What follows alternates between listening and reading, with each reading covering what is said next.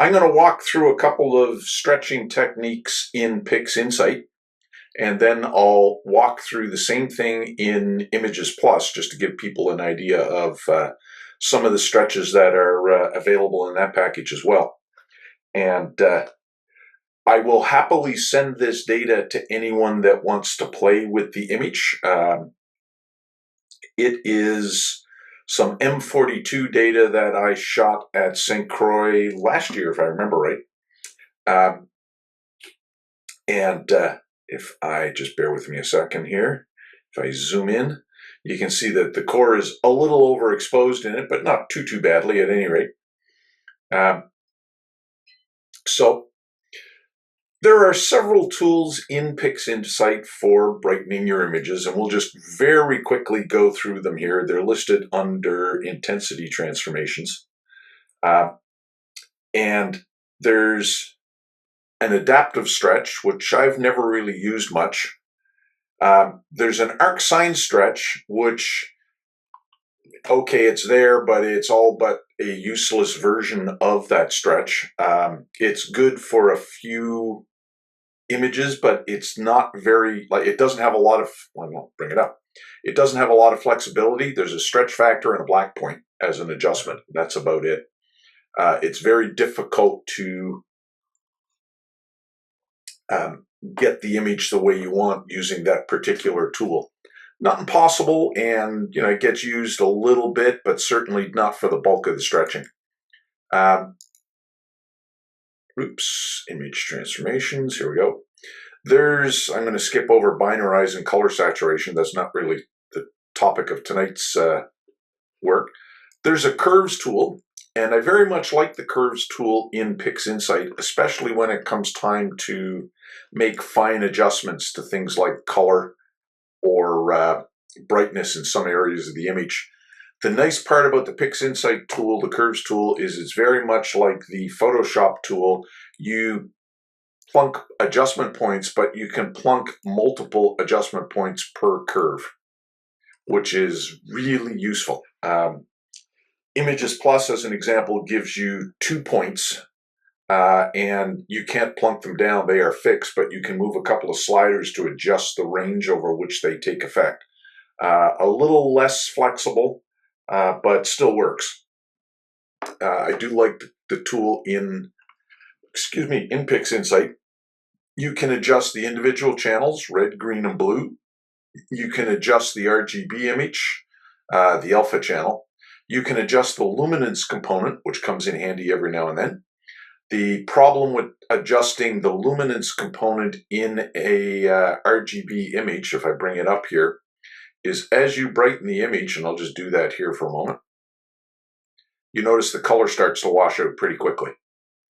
So most people will adjust it as an RGB image as opposed to luminance.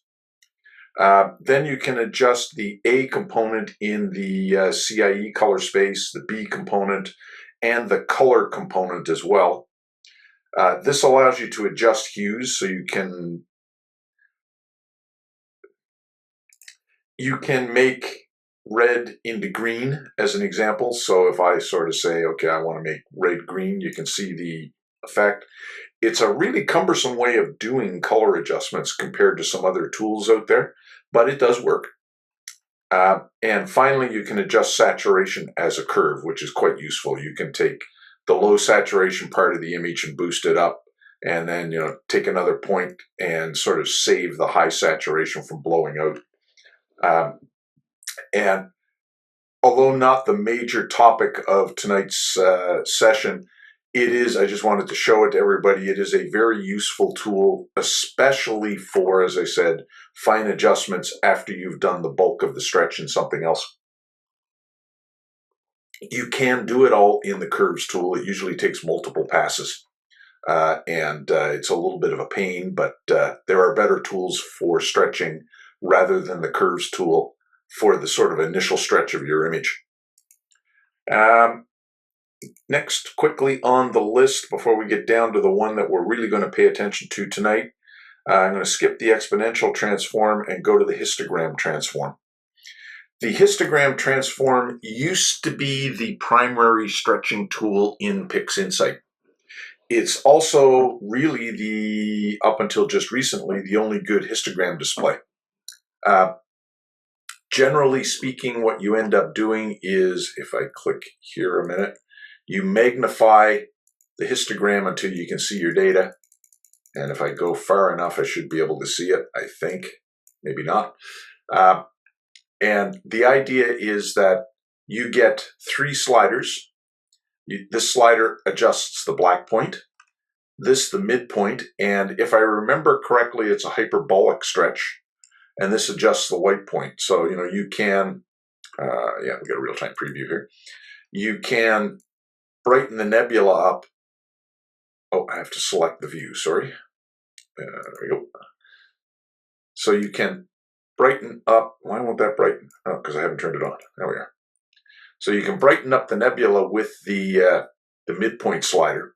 As you can see, I can actually get quite a bit of data. The problem is that you'll notice the core area has blown out almost entirely. What you end up doing to get the image looking the way you want in a lot of cases is you stretch it multiple times and then sort of use a mask and combine the core from a less stretched image. That way you get the outer area and the core at the same time. We'll talk about that in a little bit, but there are much better stretch tools for doing this these days. And we'll get into those here in just a minute. But that was sort of the best stretch tool that was available in PixInsight for quite a long time. And it's the same stretch that's used if I do a screen stretch here in the screen stretch. And you can take that and drag it to this tool and sort of set the default parameters to be the same as your screen stretch. But again, you'll notice the core of the nebula is quite blown out, and you have to do a lot of work to get that back. It's a function of the hyperbolic stretch. It works well in most cases, and in some cases you end up using a mask and combine a less stretched image to try and get what you want. It is by no means unusable. Just compared to some of the more modern tools that are available, it's a little clunky. Now, the tool I wanted to sort of focus on tonight for everybody is, okay, when I take the screen stretch off here, is the next tool up. And has everybody played around with generalized hyperbolic stretch? I know you have, Bob. How about you, Paul? Have you played with it at all? I'm going to leave it off. Actually, honestly, I haven't done any blue sky work in so long. I haven't updated my PixInsight, so I don't even have to do it. To those of you that have not used generalized hyperbolic stretch in PixInsight, go download it. It is by far the best stretch tool that PixInsight has these days. It's finally a stretch in PixInsight that rivals the ArcsinhStretch and ImagesPlus. And Bob, you know how much I like that stretch in ImagesPlus, so that's saying something. So give you folks a look at it. Here is the generalized hyperbolic stretch. And if I just reset this dialog here, and so there we go. So this line represents the stretch you're going to apply to the image. You can zoom in to see your histogram, right? So you can see the red, blue, and green channels are there. You can sort of, once you zoom in even more, you can slide around and look at whatever area you want to look at. There's a couple of things that you have to know about this stretch. Some unique things in this stretch that are new for PixInsight. For instance, when you're doing the hyperbolic stretch using the histogram stretch, you don't really get to pick the, shall we say, the symmetry point of the curve. Symmetry point is defined as above that point, you're brightening the image. Below that point, you're darkening the image. So think of it as the sort of vertical part of a very heavy S-curve. And you can set that in this particular stretch in a number of different ways. So first way you can do it, you can click on the histogram display up here and you'll see this yellow line shows up.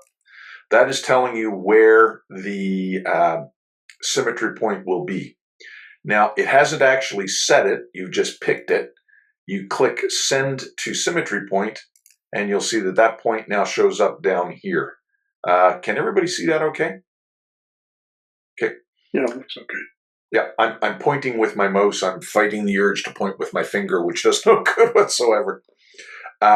So you get the idea that you can select the symmetry point just using the histogram, which is useful. You can also select it by clicking on the image. So for instance, if I click here, ooh, that's even off the screen. So one sec till there we are. So that's way up there. If I scroll back down here, if I apply a screen stretch to this image, turn it on here, now I can click out here, for example, and you notice that this point is right here on the histogram. I can click out here. Now I'm getting in closer to where I want the symmetry point set. So where I clicked here, right, anything brighter than this level will be brightened more. Anything below this level will be darkened. That's the function of the symmetry point. So if you do that, you can certainly stretch the image and get it the way you want.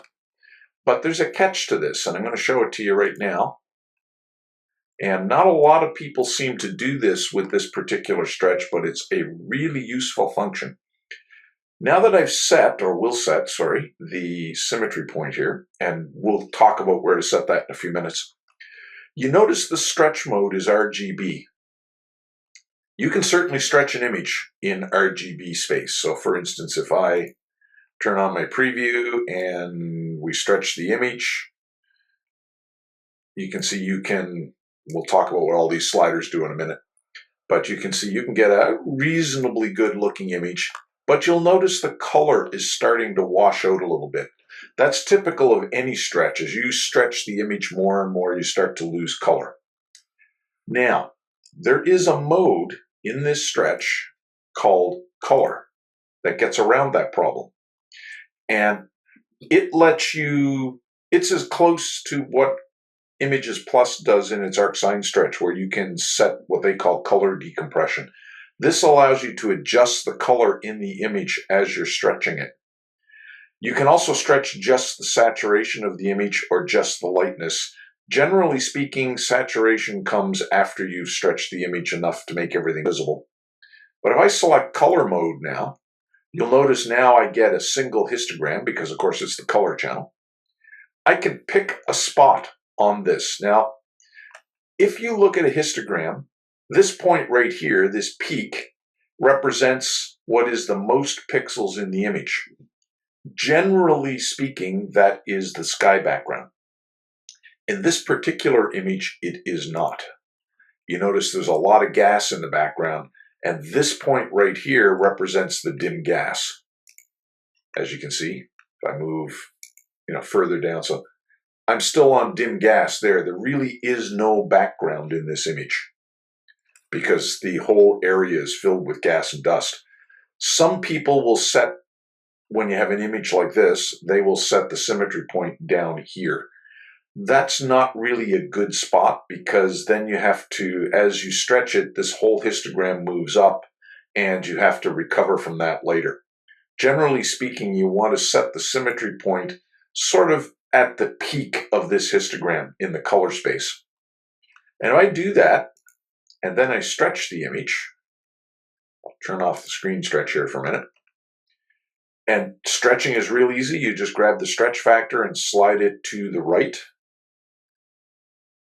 Now you'll notice as I'm stretching the image, I'm not losing all the color out here.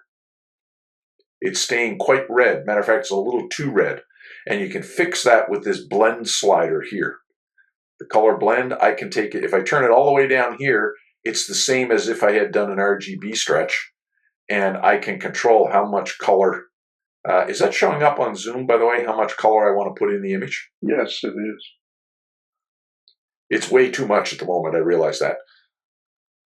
So that's the function of the color mode. I always use color mode in my initial stretching. It maintains an awful lot of the color in the image that you would normally have to struggle to get back after you've stretched.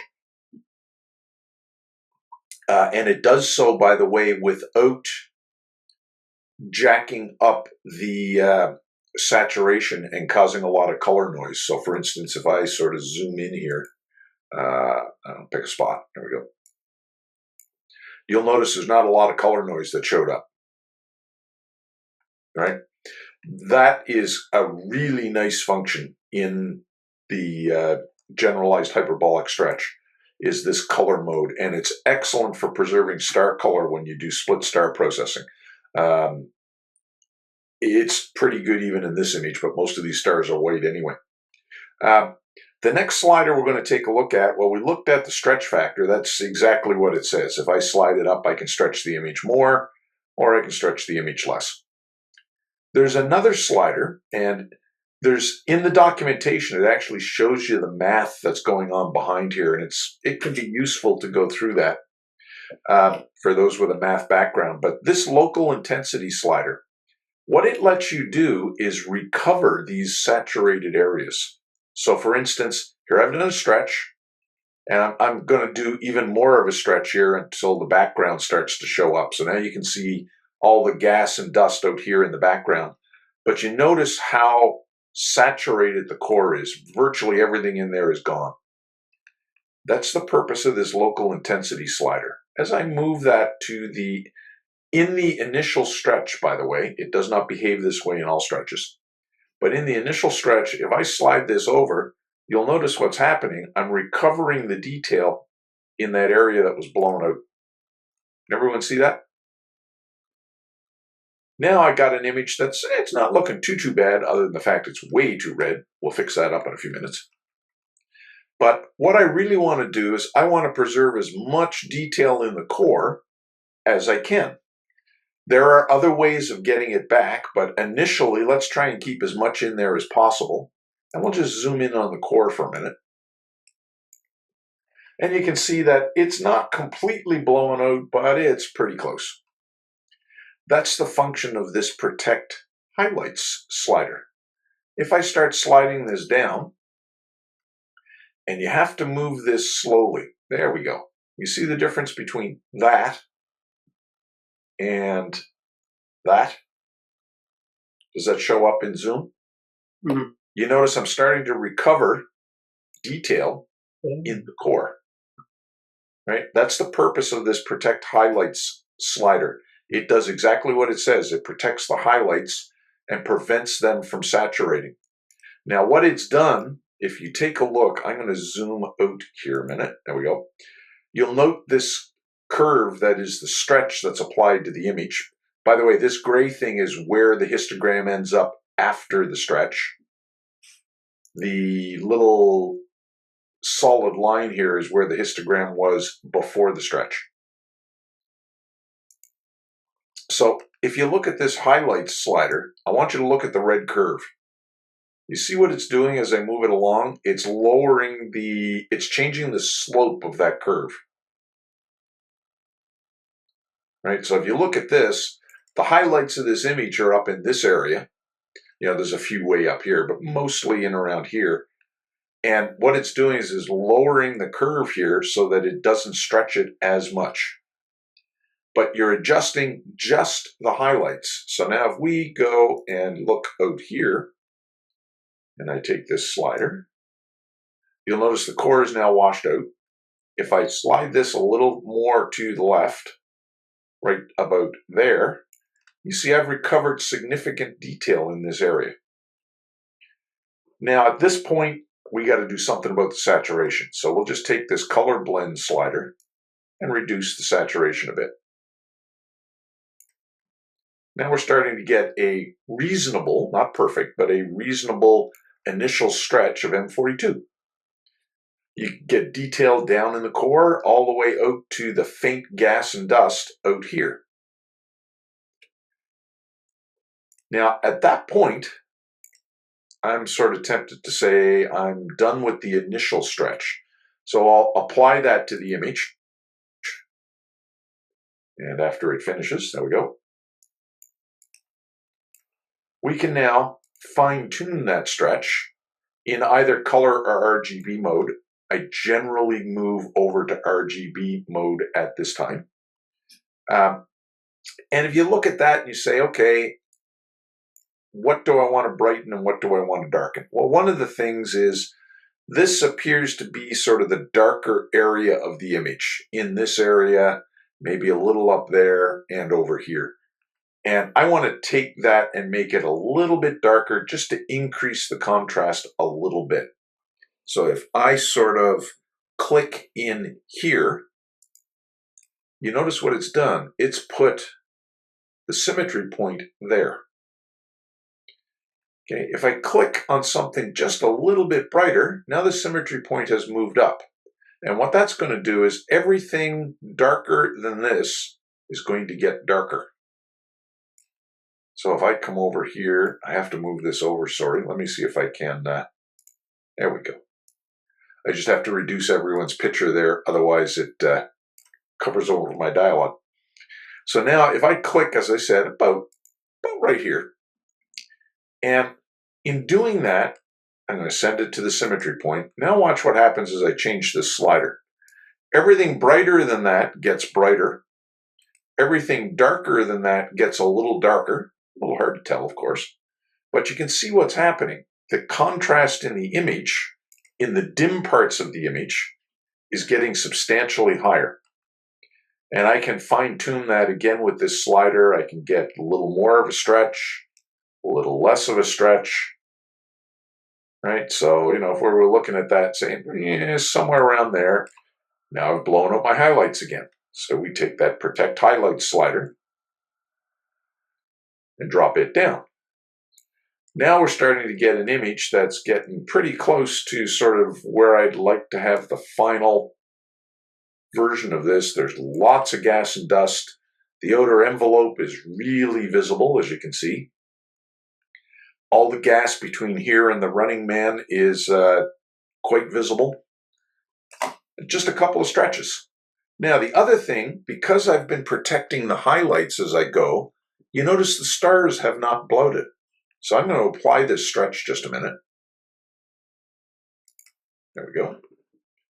And we'll take a look at the actual image, where I can zoom in quite quickly. You notice the stars are not ridiculously large. It's almost to the point where I wouldn't bother doing split star processing on this particular image. It maintains the stars, keeps them quite small. It's very close to, if not better than, the ArcsinhStretch in ImagesPlus for doing that. It keeps the stars quite nice. The one issue you will find is that really bright stars, it stretches the halo a bit. You have to work a little bit to get the halo under control a little later. But you can see that you get a really good stretch on an image. And you notice at no point here did we even apply a mask. Any questions so far? No question, just a comment, Blair, that after your first apply, that image now becomes, in the vernacular, non-linear image. Correct. And you can do other things now that you couldn't do before. Correct. Yeah. So Blair, would this be the same for CCD as DSLR? Sorry, say that again, Paul? Would this be the same both for CCD and DSLRs? Absolutely. This particular image is taken with my one-shot color CCDs, one-shot color CMOS camera. So effectively a DSLR with a cooler attached. So yeah, this tool works. It really doesn't matter whether you're doing color frames or individual mono frames. This tool works the same way for each of them. The nice part about doing color with this tool is that color slider, which you would not need for a mono image, obviously, lets you control how much of the saturation you keep.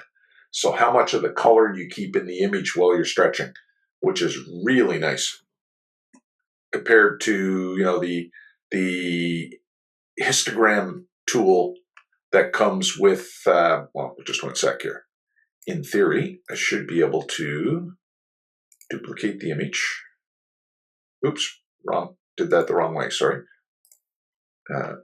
Undo all the stretches.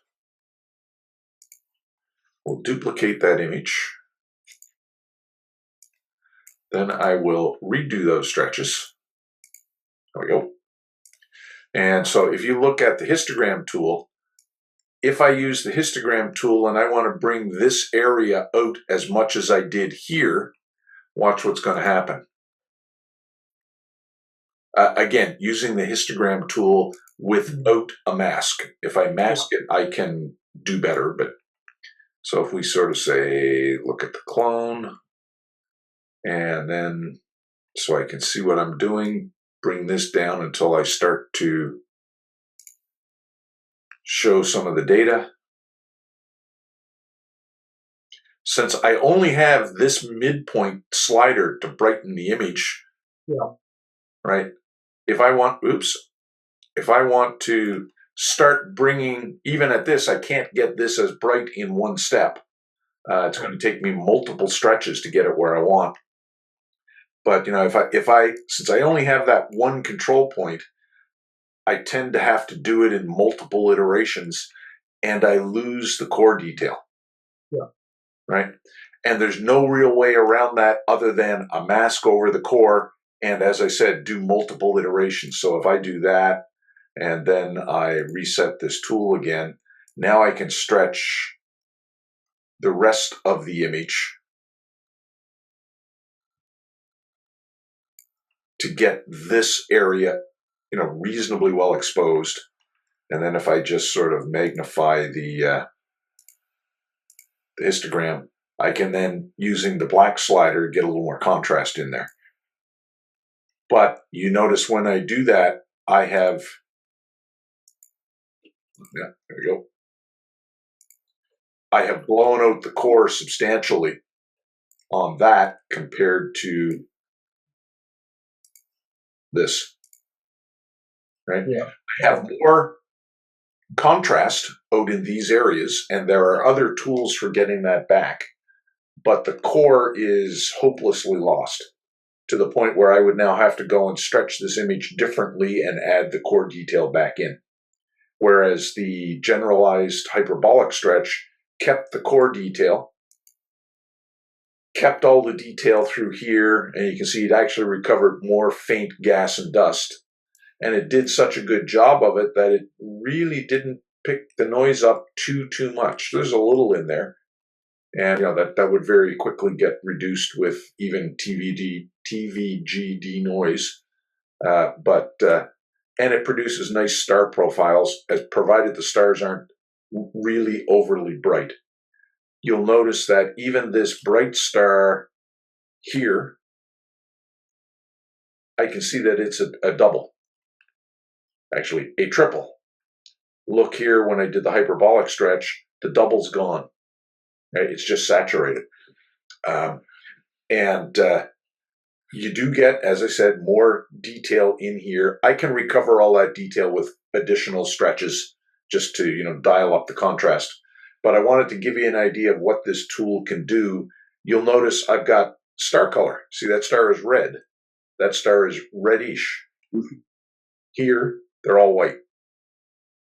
Right? So you have much more control over stretching your image with generalized hyperbolic stretch than you do with the histogram tool. It's a wonderful tool for stretching images. And again, as I said, you can play around now from this point to really recover contrast with additional stretches. So, you know, for example, if I come and say, do another stretch, and I want to recover some detail, let's just say in here. So we go a little further up than that, there. And at that point, oops, sorry, now I have to reset all of these. There we go. So, now I can stretch that and recover a little more detail.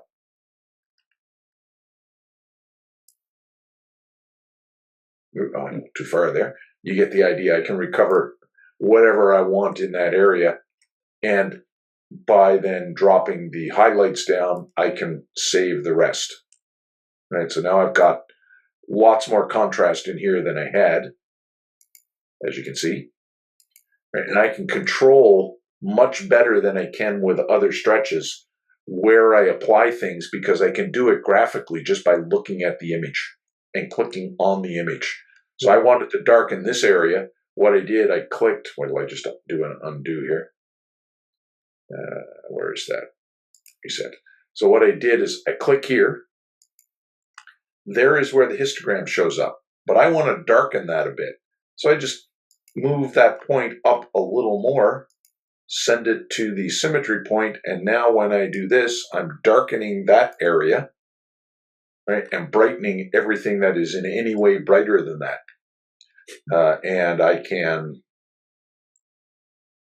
play around a bit here with, let's go slightly positive, and then recover the highlights a bit more. And now I got lots more contrast in there. You can see if I do that. Oops, I applied that. I shouldn't have. One sec. There we go. Can everybody see the difference there? I can never tell because I don't know what zoom does to the image. It looks as it should. Yeah, but you can see that the contrast has gone way up. Yeah. So it is one of the nicer stretching tools that has just come out. Well, I say just, like within the last year. It's actually been developed by a gentleman by the name of Dave Payne from the Victoria Center, if I remember correctly. He did the math. He did not write the software. He got someone else to collaborate with him, and someone wrote the software based on the mathematical development that Dave did. And he's a reasonably active center member in Victoria, taking lots of astrophotos. It was originally developed as a script, and it got turned into both a script and a process. Go ahead. In a typical workflow, this would be done at the same time within the workflow that the old linear stretch would have been done, however. Sorry, Paul, I didn't catch that. In the typical workflow, this would replace the old linear stretch at the same point in time? Yeah. Matter of fact, it would replace the histogram stretch to go from linear to a nonlinear image. Yeah. It also replaces a lot of the other tools that you might want to use after that, because you can recover the contrast right within this tool. You can even change what part of this you stretch. So, excuse me. For example, if I said, okay, I want to go all the way up here and make everything below that a little darker. One sec, I have to reset that, sorry. Say I go all the way up here, send that to the symmetry point, and then start stretching. And you can see now, look at the contrast I'm recovering, right? Because what I've done, I made everything below this slightly darker. This stuff here is up here, right? So I get lots of contrast in the image, and there's no other stretch tool out there that lets me do that as easily as this particular tool, right? So now at this point I can adjust the highlights again, right? Now look at the contrast I'm starting to pull out in that area. And so it's a very nice stretch, and what I really like about it is it's very graphical in its application. So in other words, I come to this image and if I want to brighten this area, why I would ever want to, I don't know, but let's say I did. I click there. There's where that area is on the histogram. If I send it to, I better reset that. Sorry, there we go.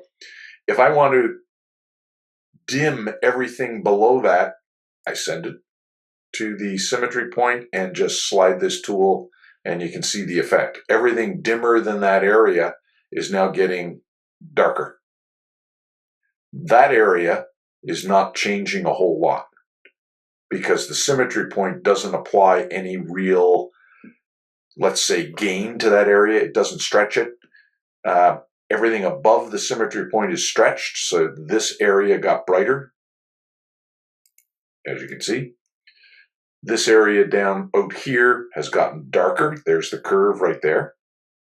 Right, so everything below the symmetry point is darkened. Everything above is brightened.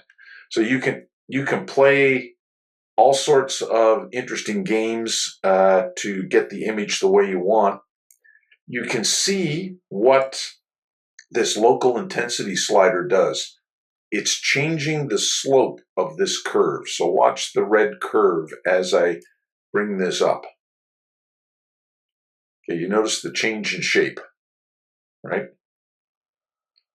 The power slider. Okay, oops, sorry. Let me clear this. There we go. So if as I move the power slider, I'm changing the shape of the curve based solely on the symmetry point. And then the local intensity slider allows me to change that again, not affecting the dim area or the brightest area, whereas I would affect that with the stretch factor curve. The other thing is you can protect the shadows as well. So now if you look here, please bear with me, that's I know a crappy stretch, but I'm just doing it to show the effect. You notice I've lost everything out here. And that's because this curve has gotten very low at that point. Just like I can protect the highlights, I can protect the shadows.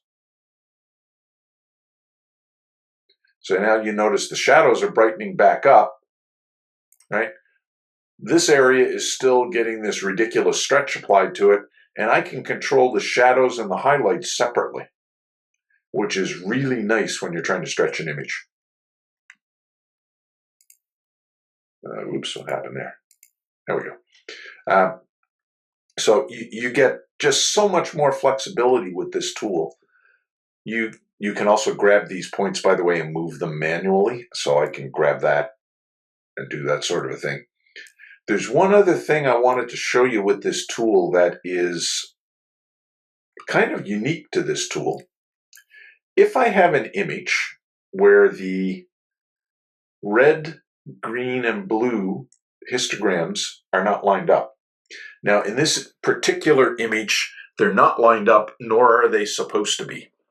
However, if I wanted to line them up, I can come down here to linear, and now I can just move the histogram without applying any stretch to it. I clear the symmetry point. Now, watch what happens.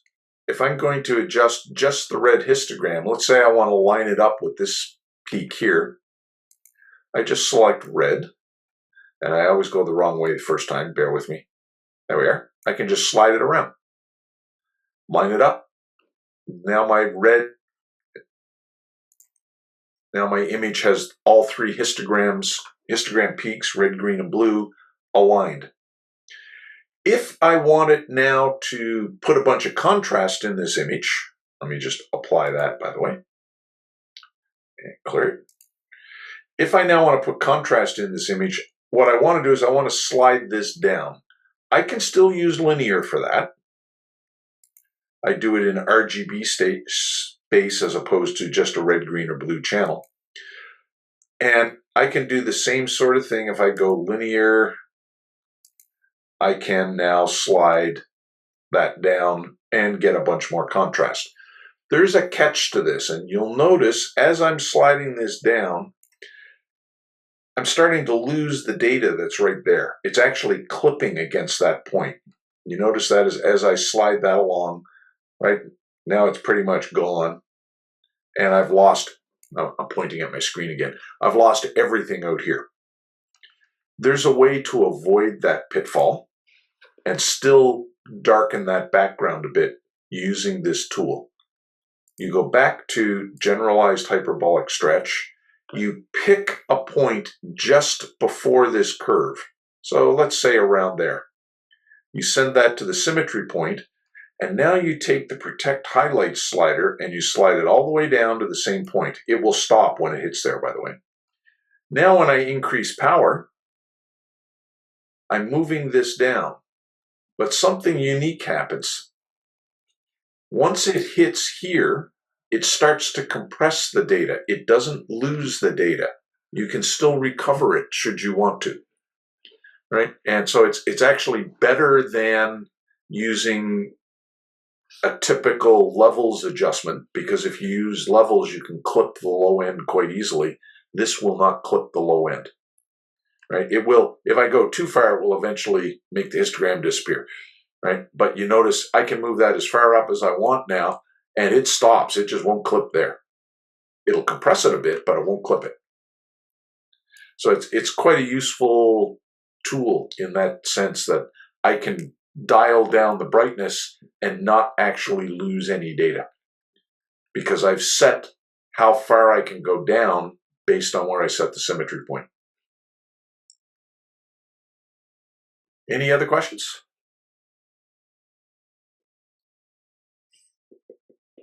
Silence. Okay, I'm going to show you. Go ahead. I just said I'm writing. I can't ask a question until I finish writing it down. This is being recorded, by the way, so it will be available, Bob, later to view and make all your notes. So don't worry about going nuts making notes. I'll be watching it once I download the upgrade. Yeah. Definitely download the latest versions of PixInsight. It has some nice tools. Download some of the tools from SetiAstro. They are awesome. Bob, I have to thank you for showing me automatic DBE. Yeah, it's good. It works so much better than GraxPert and all those other applications. I tend to use it all the time now. Use that for background? Yeah. Yes. The problem I run into with GraxPert is it tends to, especially when there's a lot of gas and dust in the background like this image, it tends to really chop it out, whereas this automatic DBE works really well, and it doesn't remove the stuff you don't want removed. It's one of the better background extractors available. The other tool that SetiAstro makes that is has been sorely lacking in PixInsight, by the way, is this FAME tool. If you open up the FAME tool here, once it opens up, what it lets you do, I'm just going to zoom this out to fit, bear with me. It lets me draw the mask I want. I can either draw it as a brush, a spray can, or just a freehand. I want to select just all the red in the core as an example. Okay, so my finger is shaky on the mouse. Bear with me. Yeah. So if I do that, I can then blur the mask quite a bit, click execute, and eventually in the background, it should have, that's interesting. It says it's there. Maybe it is. Let's see. I didn't click execute, didn't I? Oh, I bet it's hidden. One sec. Yeah, they're there. So now I have 2 copies of the mask. Now I have a mask that's just that area that I drew over. Yeah. And it's much easier to make masks to go after a particular area that you want to process with the FAME tool. It's still not quite as flexible as ImagesPlus tools for making masks, but it goes a long way to correcting that problem. To the point where I don't have to go to ImagesPlus much anymore, other than when I want an edge mask. You can make those in PixInsight. It's just a royal pain. It's much easier in ImagesPlus. But anyway, that gives you an idea of some of the tools, Paul, that you're going to want to download. The SetiAstro tools, they're all free. There we go. They're definitely worth a download. The other thing, Paul, do you have NoiseXterminator and BlurXterminator? Yeah, I do have those. Okay, so you're going to want to, if you update PixInsight, you'll want to update those as well. Yeah. You need the latest version to run on the latest version of PixInsight. Yeah, I gotta see if my old laptop's going to handle all the things. Anyway, that will give people an idea of the newest stretch tool. I don't know if it's fair to say newest, but certainly one of the newer stretch tools in PixInsight. It's also available, if I remember correctly, as a plugin for Photoshop, is it? And any package that supports Photoshop type plugins. It's well worth the download. It gives you much more flexibility than the stretch tools that are natively available in PixInsight. I have not talked about a couple of them here. If you take a look, there is local histogram equalization that I would then use to recover a lot of the contrast here. Do I just pull that up a minute? Where'd it go? There we are, intensity transforms. There's also a masked stretch, which can be useful as your initial stretch, but I no longer use it now that I've got generalized hyperbolic stretch. It just works so much better. Local histogram equalization, what this does, this is sort of how many points in the histogram. I can vary it all the way up to 512. So what you're seeing there, think of the histogram, and this is how many vertical bars are in that histogram. So in other words, finer resolution. Generally speaking, and they have a little note here that it'll tell you want to have that between 50 and 200 each in that range. Contrast limit, basically that's the slope of the contrast function. So making that number, if I remember right, bigger increases the contrast. Making it smaller decreases the amount of contrast boost. And then the amount is just what it sounds like. I can put in 100% of the effect or less. Almost always you're going to want less, and you're going to want to apply it with a mask. I'll show you why if we look at, there is what it does if I apply that 100% with no mask. Yuck, right? But I can turn that down a bit and maybe apply more of it to just the core, and you can see the difference, right? You get a little more contrast in the image. Right on. Right. So it's again another very useful function for upping the contrast in your image. It's definitely best applied with a mask to localize the effect to where you want it. The reason for that is if we click apply. So at any rate, you can see that the contrast effect, if I undo it there and redo it, you can see the difference, right? So local histogram equalization is really nice for bringing back contrast in areas of the image. You usually want to protect the dimmer areas and just apply it to the brighter areas because it does tend to make things a little noisy. So you can see the effect here, right?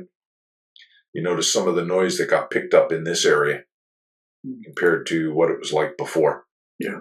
So applying it with a mask is a good idea, but in general, it does a really nice job on getting the local contrast in your image back up to where you want it.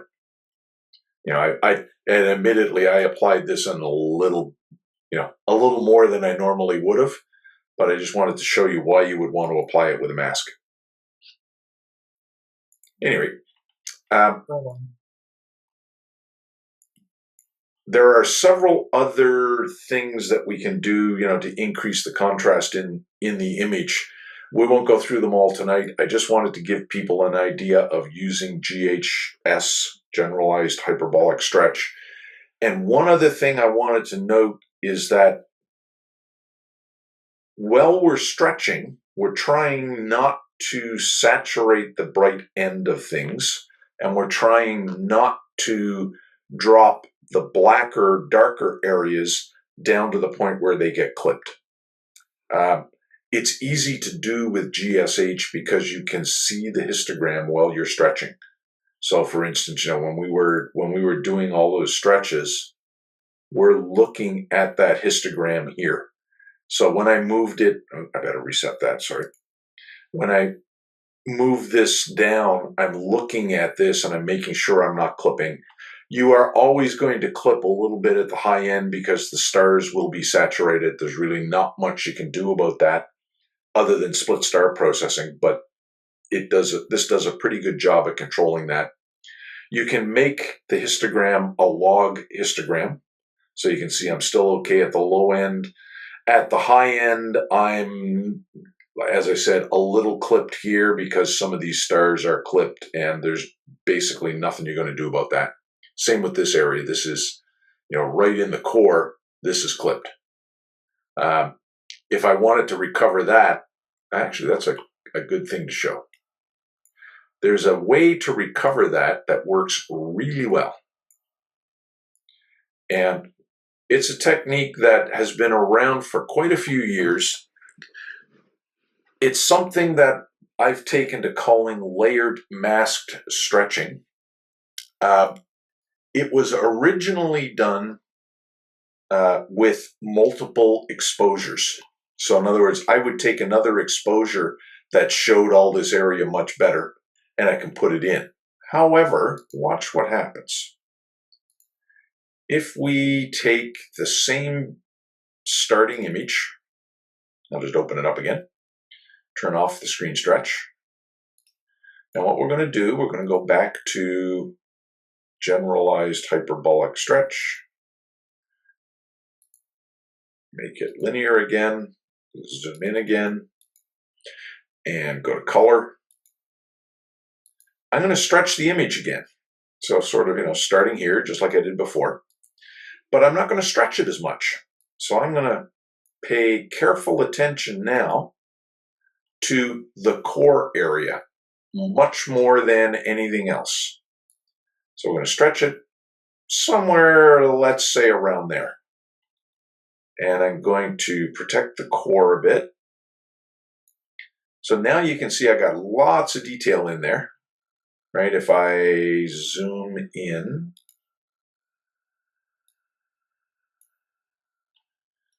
core still looks reasonable. We can, protect it even a little more. There we go. And I want to take that color down a bit. It's kind of really crappily saturated there. So now you can get an idea. Now I got a fair chunk of core detail. And if we zoom back out, we get that area. So now what I can do, come on, mouse. There we go. My battery is dying. Now, normally I would do this without the stars in the image, by the way. It works much better that way. So now I have two images. I have this image and an image of just the core. They both came from the same data set. So I did not take another image, I just stretched it differently. We're going to make a stack of images here where this image is the bottom image on the stack, and we're going to make a mask out of this particular image, the bright one. So where's masks? And we'll use the screen function so I get a mask that is actually a version of the image. And we're going to blur it a lot. Even more than that. So now I have a very blurry mask.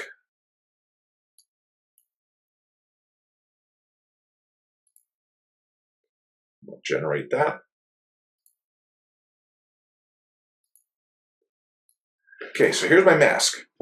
Now, I want to cut down a lot of data that's in this mask. I want to do that because I didn't stretch this image enough. So let's just stretch this a little bit more so I don't have to do that.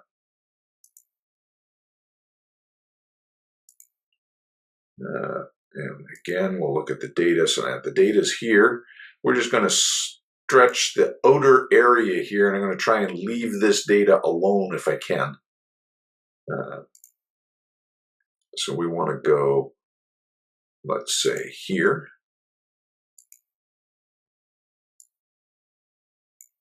Oh, I have to turn on the preview. That's a little too much. What I'm trying to do is get a little bit of data out here. And then we'll take this. Oh, wrong way. I may have to go back to the original stretch. We'll start with that. We'll see how it goes. So now I've got this core detail. And ideally what we want to do, normally we'd make the mask out of this image. But I'm not going to do that this time, and I'll show you why. It's because I don't have any data out here. So I'm going to make it out of, well, I won't just yet. We'll do this. I'm just going to call this range mask M, just to save me from typing. And I'm going to call this dim, or D. And I'm going to call this B for bright. Then we're going to write a little bit of pixel math. Glenn, for your benefit, PixInsight does not support layers. It will do layer processing, but you do it in pixel math. Okay. So for instance, what I'm going to do now is I'm going to say, take the bright part of the image. I'm going to multiply it by 1 minus the mask. And then I'm going to add that to the dimmer part of the image. I think I called it D times the mask. And we'll say create a new image. Now this is going to be a little excessive, I'm sure.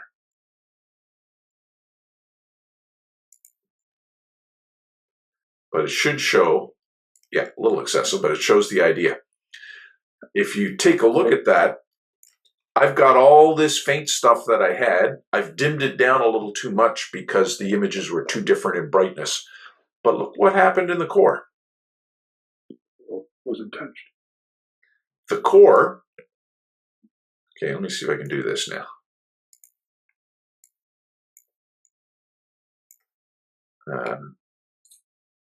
Just slide that out of the way. There. So what it's done is it's taken the faint outer stuff from this image, and it's taken the core from this image. So rather than have a blown out low contrast core, I now have an image that has the best of both worlds that requires just a little extra brightening to bring the outside stuff up. If I had stretched this a little bit better so that some of this stuff was visible, then I wouldn't have to worry about it as much. You know, so now I could take, for instance, a curve and apply it to this image.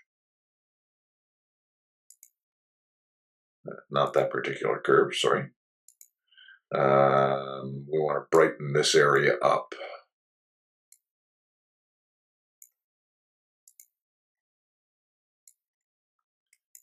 And I don't want to saturate the lighter stuff.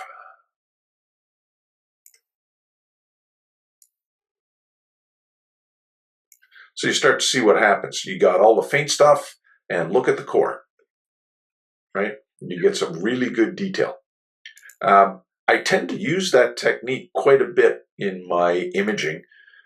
If, as I had said, we stretch this a little better, so for instance, if we undo that stretch and just get a little more detail in the outer area, we'll preserve more of the, there we go, color. We'll preserve more of the faint stuff this way. There. And you can do multiple layers. So you can work your way down, basically. So if we sort of say, okay, we'll take it to there.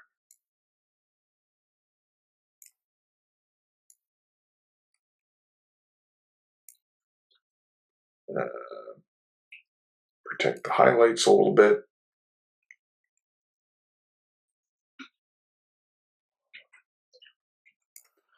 Now that should be a little better than, okay, let's get rid of this image. So if I look at these two images here. Did you apply it, Blair? I have not yet. So what I'm doing is this is the one that's got the blown out core. This one does not have as much of a blown out core. So now we're going to apply that. With the mask. With, not yet, I'm just going to stretch the image. Oh, straight, okay. That's what I wondering. Oop, I just did it to the wrong one, sorry. This one. Redoing. Thank God for undo. Okay, so now if we look at this,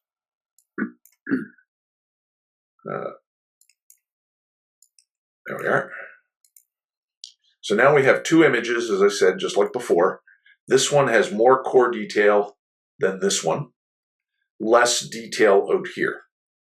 And here's the mask made from the brighter image.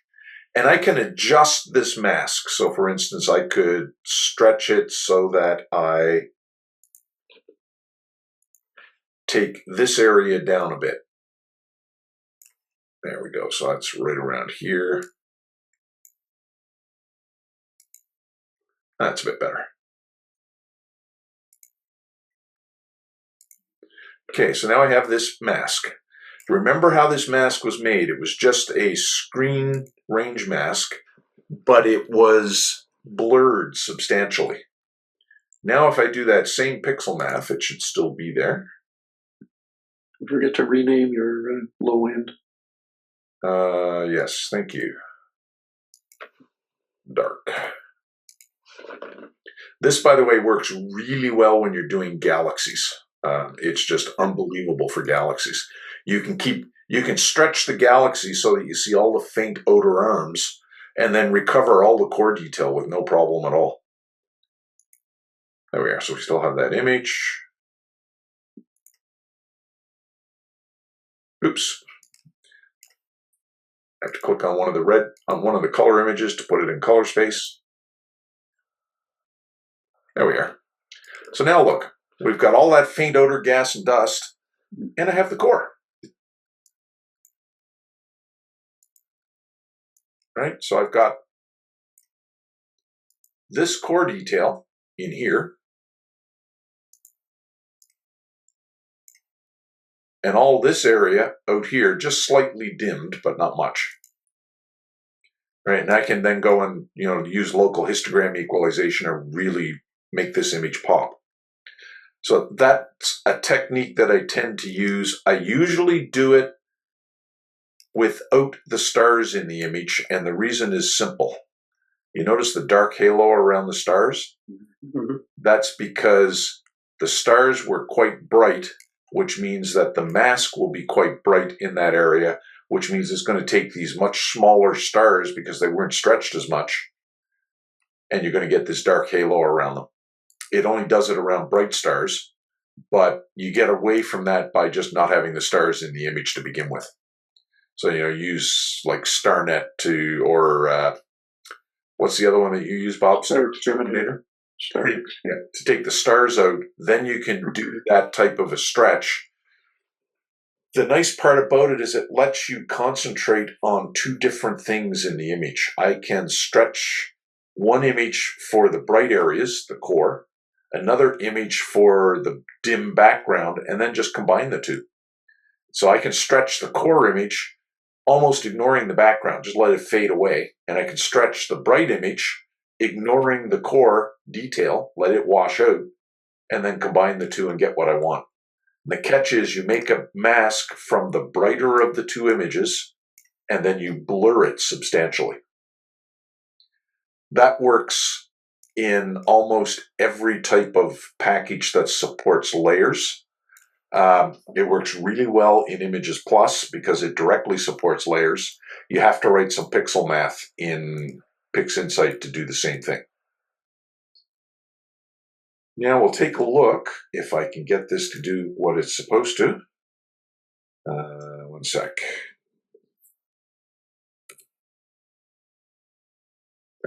ImagesPlus. Okay, my screen sharing is paused, so now I want to share a different screen. Let me know if ImagesPlus shows up. It's showing up. Okay, so ImagesPlus, up until GHS, ImagesPlus has had probably the industry-leading stretching tool, and it's their ArcsinhStretch. I'll bring up a Histogram Tool. There. And the one problem with ImagesPlus, the gentleman that wrote it, Mike Unsold, is a really good mathematician and signal processing guy, image processing in this case. He is not good at Windows interfaces. So all of the sliders in this tool make perfect sense if you know the math. They make no sense if you just want a tool that you can use. So for instance, to make the image brighter, I move the power slider to the left, not to the right. That's happening because it's actually the math is 1 over the power. So at any rate, you slide this down this way to brighten the image up. It's a little weird that way, but once you get used to it, it does an awesome job. So watch what will happen here. We'll brighten the image up just a little bit. You start with the power slider. Now we got the core. Next on the list, you note the histogram is clipped right here. Right? You can zoom in on that by going to 16-bit mode, but it won't change the fact that it's clipped. We fix that with the background weight slider. You slide it along until that is no longer clipped. Oop, I went too far.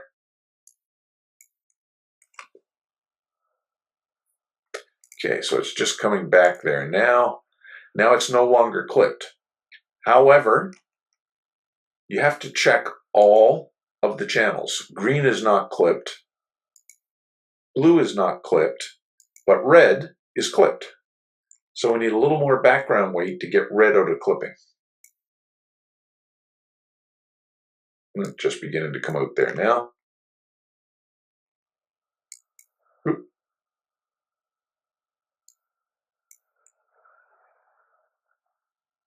There, now red is not clipped either. I'm just going to take that up a little bit more. There, red is beginning to separate from the edge there. Okay, so now the idea is that none of the 3 channels are clipped. One of the nicer things about GHS is it's visible all the time. In ImagesPlus, you actually have to open the histogram tool. Next thing you're going to want to do, so you notice I have the bright areas now, but the dim areas are all gone. We'll select nth root. Nth power lets you darken backgrounds. Nth root lets you brighten the dim stuff without affecting the bright stuff. So for instance, if we take this slider, and I'm now reducing the root, remember mathematically it's 1 over that, so it ends up brightening the image. You notice what's happening? I'm getting more of this faint outer detail, and I'm still keeping the core. Take it up a little more. Now, the next thing you're going to want to do, I want to adjust the black point. The problem is it's a very coarse adjustment, but you can select the sensitivity here. So I'm going to just pick that sensitivity. I'm going to slide the red channel up just a little bit. You'll see why in a minute. Okay, so I've slid the red channel up. I just check that the other channels are not saturated, or not clipped rather, which they're not. And we can go back and look at luminance. And now we're just going to take the expand slider and brighten things up a bit.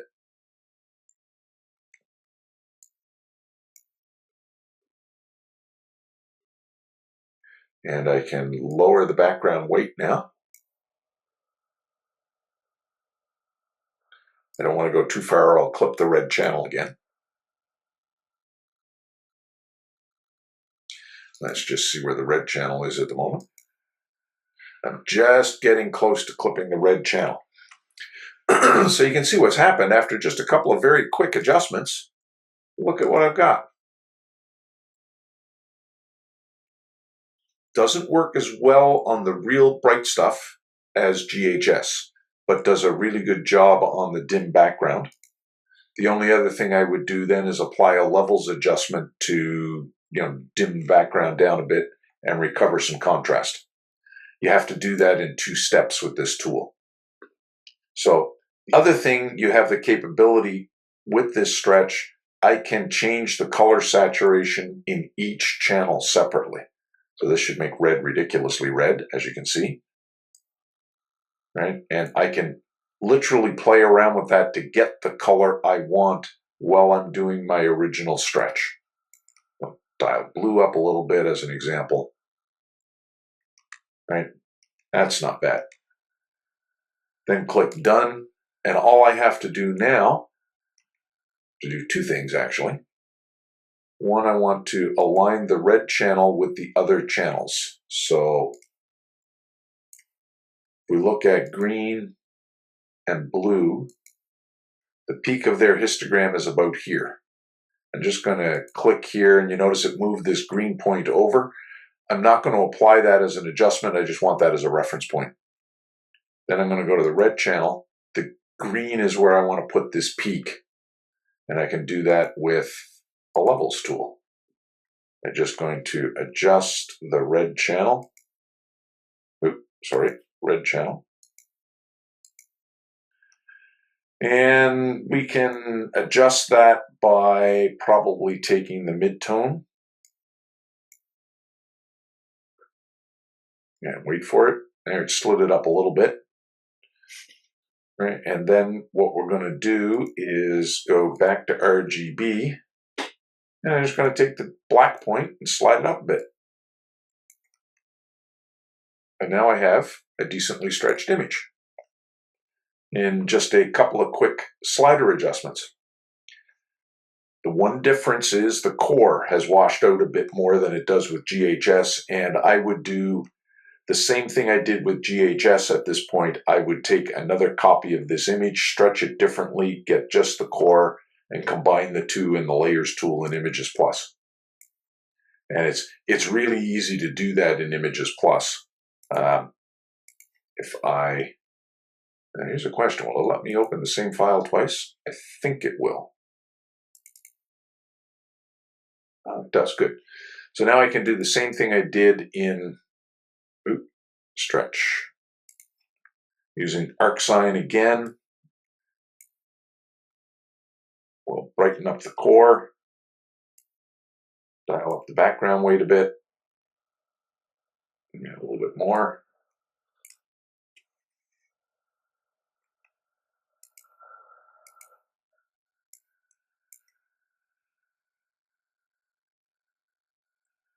And let's just leave it about there. Close enough. And now what I can do is simply make a layer stack of those 2 images.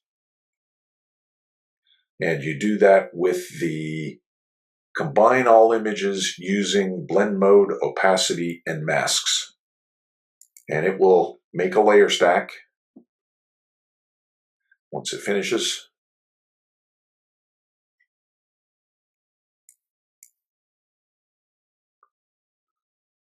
Okay, so this image is the dim image. This image should be the bright image. There it is. We're going to make a mask out of the bright image again. Luminous mask. And we're going to blur the heck out of it. Just use a Gaussian blur is as good as any.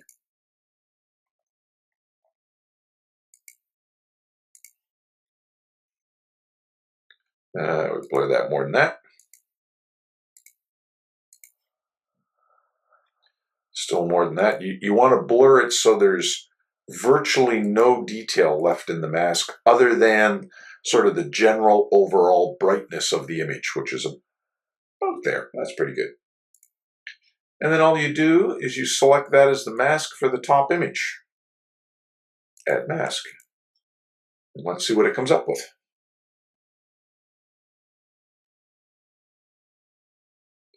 As it crunches for a bit. There we go. So now, just like we had before, we have all the faint odor areas and we have the core. The one difference with this tool compared to PixInsight is I can play around a bit with it. I can change the opacity to get more or less of an effect. So what I've just done, I've dialed it down, so that's going to brighten the outer areas a bit. There you go. And I can also play with the mask like I did in PixInsight.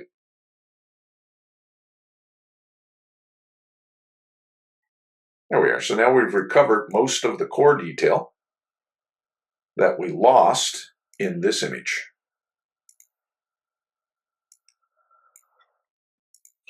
Let me just shrink those down a bit so they're a little easier to see.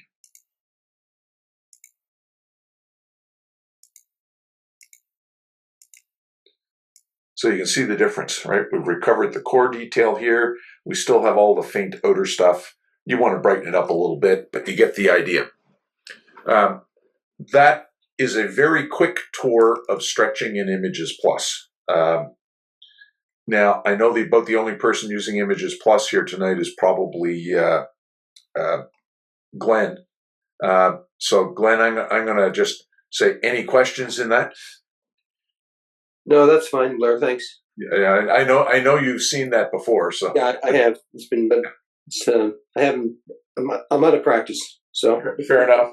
But you get the idea, right? You can use the ArcsinhStretch. You can stretch the image so that you have most of the core detail and all of this outer detail. And the stars don't bloat too much. You notice they stay pretty constant. Yeah. And then you can actually use two different stretches and combine them in a layer tool. It's the same thing I did in PixInsight with Pixel Math. The nice part about this tool is I can set the opacity of any given layer. That lets me really fine-tune the effect. In order to do that in PixInsight, I have to go modify the Pixel Math equation by multiplying by a constant. Not the end of the world, just it's nowhere near as convenient as a slider. And with the slider, you see the effect right away. Mm. But anyway. The Pixel Math, it makes sense to me. So it's... Yeah, and Pixel Math directly has functions directly to support all of the blend modes here. Well, most of the blend modes here anyway. So, you can do color burn, linear burn, lighten, screen combine, all those are supported in Pixel Math. You have to learn a little about Pixel Math and learn where all the stuff is hidden in that Pixel Math tool. But once you do, it's a very powerful tool for working on your images. By the way, once you get the image looking the way you want, you click flatten to finish it off, and it just flattens the stack to a final image. There we go. Nice. Yeah, and it's a little quicker than using GHS, but for instance, it didn't do quite as good a job. If you look at, for instance, the core, here is a little, okay, I can't just switch. If I try, it's going to screw up. Let me see. I might be able to do it by sharing my screen as opposed to, oh no, I can just go to PixInsight. Okay. So if I do that, you'll notice in PixInsight, there's more detail in the core, right? It did a better job on that, and it did a better job on the really bright stars. So this particular star, you notice it's a double. Yes. If you go back to, okay, wait now. If I go now and share ImagesPlus, and we look at that same star,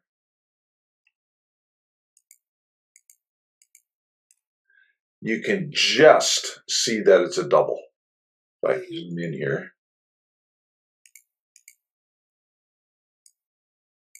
Okay, you notice there's a star there. There's the main star, but it's getting close to being washed out. So GHS does a little better job than ArcSinh, but not by much. The other thing, by the way, for those that want to use ArcSinh, if we look in PixInsight, remember how I said its ArcsinhStretch was really limited? Certainly was compared to ImagesPlus ArcsinhStretch. But if you pull up GHS again, you will notice that one of the stretches that is available is an ArcsinhStretch. So I can do an ArcsinhStretch. Now I have scale factor, symmetry point, and I can protect the highlights and shadows. And I get much closer to the flexibility that ImagesPlus had in its ArcsinhStretch. It sure beats the simple ArcsinhStretch that is in, where'd it go? I know it's here somewhere. There it is. The simple ArcsinhStretch here that just has black point and scale factor. So you get almost the flexibility of ImagesPlus ArcsinhStretch. The only difference is you can't change the color channels individually. You have to basically change them all at once. Whereas in ImagesPlus with its ArcsinhStretch tool, I have to keep flipping back and forth, I apologize. You can change the channels, the color saturation individually on each channel. Comes in handy when you're trying to set colors, during your stretch, but it's nothing you can't fix up in a second step in PixInsight. You just use a curve tool and get what you want. Any questions? Blair, it's the way it's being presented, but it looked to me like the PixInsight version maintained a better contrast in some of the darker areas, specifically around the core. Am I misreading it? No, you're not misreading it, but we did several more steps in PixInsight that I didn't do in ImagesPlus. Okay. I whizzed through the ImagesPlus thing just to show the important stuff. If, for example, you take a look, here's the core, right? There is no doubt that it is more blown out than what's available in PixInsight.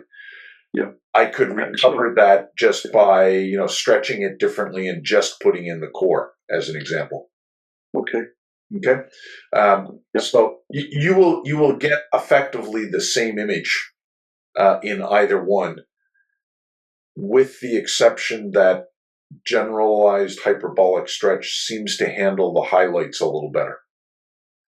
And you can see that in things like, oops, too far.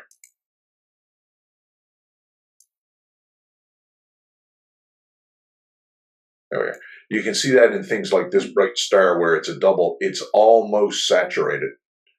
Now, I could play a bit and probably improve that, no doubt, but it was just so much easier to do in PixInsight, and there's clear separation in those two stars.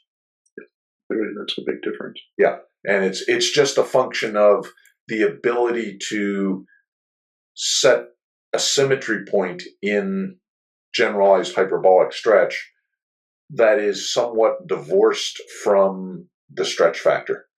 In ImagesPlus, they're not necessarily divorced. So that symmetry point will tend to move a bit as I brighten the image up. It doesn't here. Okay, thank you. Okay, any other questions? It's great, Blair. Yeah, Stan will have to play around with this when I get down there in the summer. Definitely, not a problem. If I only get some weather to get some data. No, that's Good one. That's always the catch, right? Yeah. And when the sky is clear, the moon is full. Absolutely. With a little luck, Bob, we'll get out to St. Croix next weekend for a couple hours anyway. I want to get some more data on my Dolphin Head Nebula shot. Yeah. And I'd like to get some more data too, apart from the blown out sky. Yeah. How are you doing at recovering all that data that you lost? Well, which data? I'm sorry, You said the stuff. You said you had lost a whole bunch of data. I lost. Oh yes, sorry. I was thinking that I lost a lot of stuff. Yeah, no, some of it was not recoverable. I lost about 3 weeks completely, and that was like 3 weeks with actual sky, and I got out to take data. Yeah, it just never it disappeared, and I did not recover it. I've got 3 different kinds of backup now, so hopefully that will not happen again. Yeah, as soon as I finish processing images here, I have a program that automatically copies them up to a NAS drive here, just to avoid exactly what happened to you. Yeah. Well, unfortunately, these lessons tend to be learned the hard way. Yeah. And, but I keep my fingers crossed that I don't have to learn it twice. Yeah, you can see from the image here. Yes. The difference using GHS as opposed to. Okay, now can I open yet another version of this image? This should be interesting. Yeah, it doesn't seem to care. It just adds a trailer, a prefix. So I mean, here's the for all intents and purposes the histogram stretch. Now I can fine tune that quite a bit, obviously, but the simplified histogram stretch, you can see the difference in the amount of detail that you're able to pull out. Yeah. The one thing I like about the histogram stretch, it's incorrect, but you notice that this goes to white or whiter than it does here. This is actually the correct color. I just happen to like this better, so I usually end up tweaking the color of that outer area.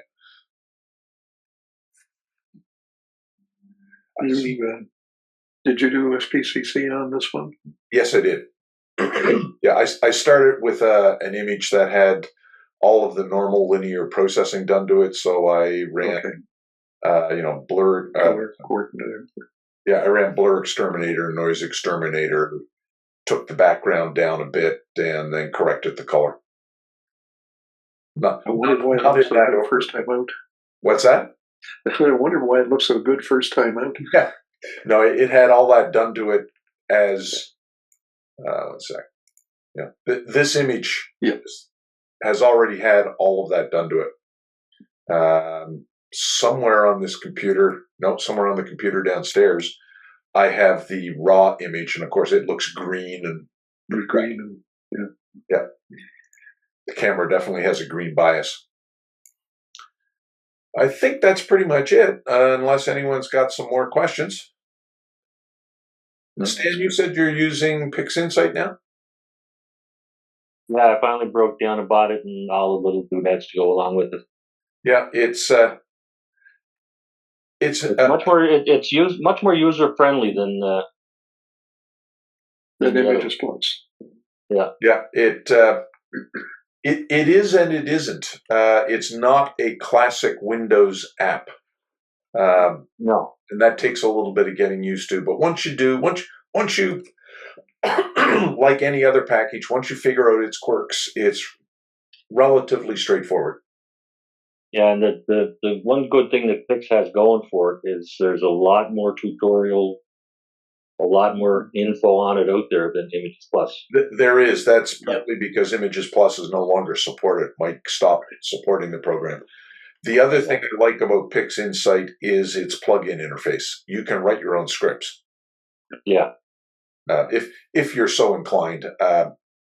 That's how, for instance, we looked at GHS, and if I find it here, it's in here as a script as well. I just Yes, it was. That was the original implementation. Correct. I'm just looking for it now. There it is. Before it became But a process. it's actually in there as a script as well if you want to use it as a script. Every time you open it, you get this dialog that says it's also a process now. The nice part about the process is you have the built-in screen preview. I tend to use it as a process simply because I get the screen view and it updates automatically. You get that little small screen view in the script, but it's a little bit of a pain. Okay, well, if no one else has any other questions, we'll call it an evening. Thank you, Blair. I noticed someone just joined us. Hello, David.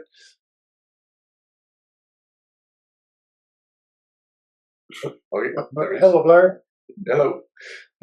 It's always late. What's that? Sorry about being late. No, that's all right. Did you catch most of the presentation, or did you just join it? Yes, I did. I'm still pretty early in this activity. I'm learning Siril and its applications, and I haven't hit the wall yet to consider something like PixInsight at this time. We went over. I don't know how much you caught of going over GHS tonight. Yeah, I got that. I do believe there is a plugin for Siril that is GHS as well. Yes. There is, yes. It's definitely well worth the download. I have not found a better stretch tool for the packages that I use than GHS. Like I said, it's the first stretch tool that's gotten me away from doing all my stretching in the ArcsinhStretch and ImagesPlus. Yeah. Okay. Very good. Well, in that case, we'll call it an evening, gentlemen, and we'll pick it up. I should be able to stop sharing here. There we are. We'll pick it up in another month with, probably something interesting like noise reduction.